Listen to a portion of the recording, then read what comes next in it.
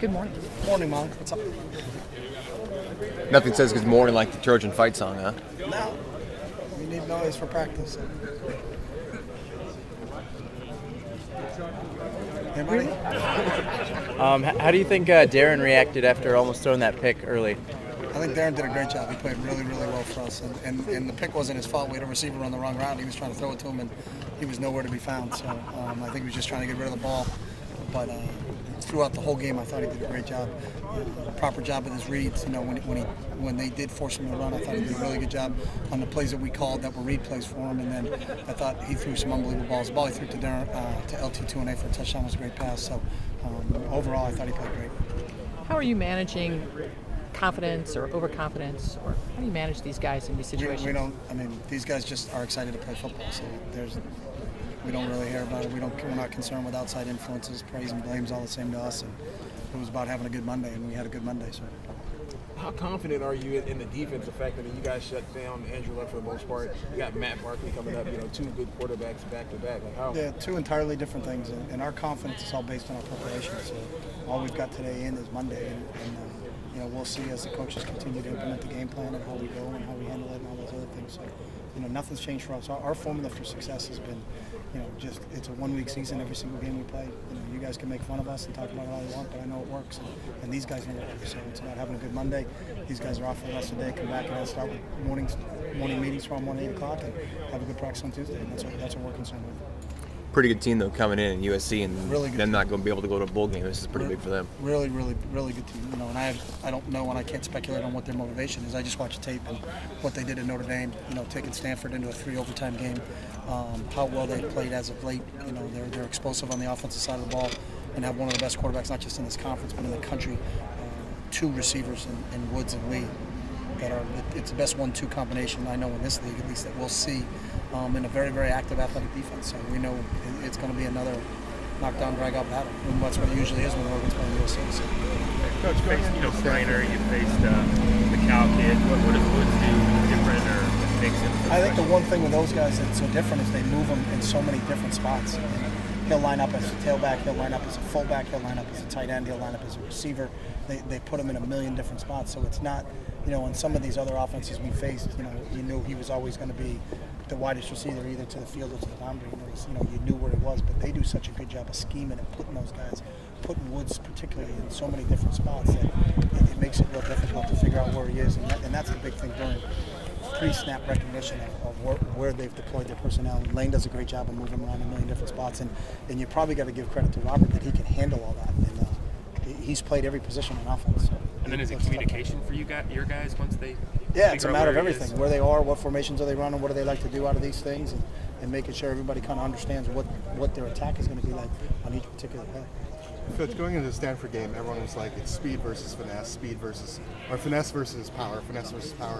Do you think you did a good job of proving a point possibly that your team can play with those power games? I mean, that wasn't our message. So, you guys can write or talk about whatever you want, but that's not what we talk about. So, and you don't get any points for power, finesse, whatever. All you get points for is what you put on the board, and that's what we were very happy with our effort, and that's what we can control. The rest of that stuff makes for good copy, but it's got nothing to do with us. For whatever team that ends up playing in the Pac-12 championship, and whoever hosts it, whoever it may be or whatever, how nice is that for their fans or whatever to get a chance to see whatever team gets a chance to play? You can ask the fans. I don't know. I'm worried about USC, to be honest with you. So. Well, for the conference in general, having another game. We've never been in it, so I can't tell you.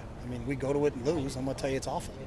Well, I'm not saying you. I'm saying whatever team plays. And I'll tell our fans. If we go to it and lose, our fans are going to tell you it's awful. That's not the next question, because obviously we're not answering that one. But, the fact that you guys get a chance, or whoever gets a chance to, display their talents or play another game. I have no idea. I don't care. I care about USC. I really don't want to talk about the Pac-12 championship right now. Michael said last week that he kind of takes it personally when people say that Oregon's a finesse team, they're not an aggressive team. So do you think maybe, even though you say it doesn't mean anything to you, do you think that maybe it does mean something to the players to prove against a power team that they can compete? You can ask them. I don't speak for them. I speak for what we talk about and what our message is to our guys. We don't get caught up in is it power, finesse, is it speed, brawn, Is it this? Is it that? It's football, and it's about going out and playing with great effort and executing. And I thought that's what we did. I thought our guys played with great effort and executed. So, however it's written down or whatever motivates those guys, that's fine for them. The fact that winning this week, and sorry if this is bad, the fact that winning this week would clinch some things down the road. Are you okay with your guys using that as motivation, or do you want just sticking to matchups with SC? We just talk about SC, but I don't tell those guys what motivates them, what don't motivate them. If it's going to motivate them and make them play harder, then more power to them. Okay. But it's not, if they mention, hey, we win this game, do 50 up downs, because that's not what you're supposed to be thinking about. They're young kids and they understand it, but our focus needs to be on things that we control, and what we can control is however we prepare, and not get caught up in the rest of the stuff. And I think when you do, I've seen too many teams go down, and each week everybody talks about this team, and this team, and then all of a sudden they fall off the face of the earth. That's why I thought it was a gray area. I realized all the BCS stuff is way out there, but you can clinch by winning this week. You can clinch. But we still don't things. talk about that. We just talk about winning the game, and what our motivation is the game itself, not what are the rewards for if we win the game, and that's never been it. We don't talk about there's no big, huge ring or something like that. Let's play for this. I think our kids play because they love playing, and when you get an opportunity to play against USC, that in itself will get you fired up to play this league. So.